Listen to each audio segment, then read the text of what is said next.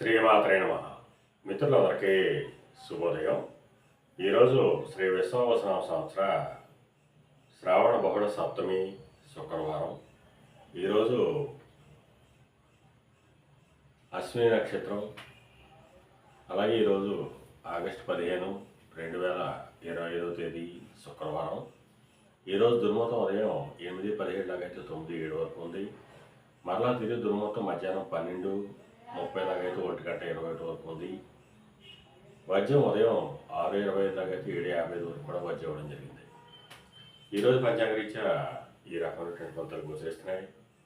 అలాగే ఈరోజు నక్షత్రం అయినటువంటి అశ్విని నక్షత్రం ఎవరికి తారాబలం కుదురుతుందో మనం పరిశీలించినట్లయితే భరణి, కృత్తిక, మృగశిర, పునర్వసు, ఆశ్లేష, పొబ్బ, ఉత్తర, చిత్త, విశాఖ, జ్యేష్ఠ, పూర్వాషాఢ, ఉత్తరాషాఢ, ధనిష్ట, పూర్వభద్ర, రేవతి.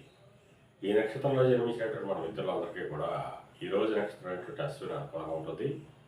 అందువల్ల ఇప్పుడు చెప్పినటువంటి నక్షత్ర జాతకులందరికీ ఈరోజు సౌకర్యంగా ఉండే అవకాశం ఉంది.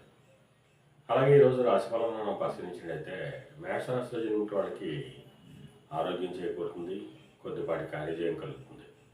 వృషభ రాశిలో జన్మించిన వాళ్ళకి అనారోగ్య సూచన, ధనవ్యయం కలుగుతుంది. మిథున రాశిలో జన్మించిన వాళ్ళకి చేసేటువంటి వ్యాపారాలు లాభసాటిగా సాగుతాయి. కర్కాటక రాశిలో జన్మించిన వాళ్ళకి ఉద్యోగ అవకాశాలు పెరుగుతాయి. సింహరాశిలో జన్మించిన వాళ్ళకి పితృవాయిదానికి సంబంధించిన శుభవార్తలు ఉంటారు. కన్యా రాశిలో జన్మించిన వాళ్ళకి అనారోగ్య సూచన, ధనవ్యయం కలుగుతుంది. తులారాశిలో జన్మించిన వాళ్ళకి కళాత్రపూర్వక ధనలాభం కలుగుతుంది. వృశ్చిక రాశిలో జన్మించిన వాళ్ళకి శత్రుభయం కలుగుతుంది. ధనురాశిలో జన్మించిన వాళ్ళకి సంతానానికి సంబంధించి శుభవార్తలు ఉంటారు. మకర రాశిలో జన్మించిన వాళ్ళకి ఆకస్మిక ప్రయాణాలు చేయవలసిన అవసరం ఉంటుంది.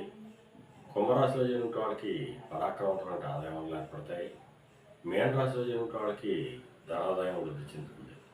ఈరోజు ద్వాదశ రాశి ఫలితాలు ఈ రకంగా తెలియడం జరిగింది.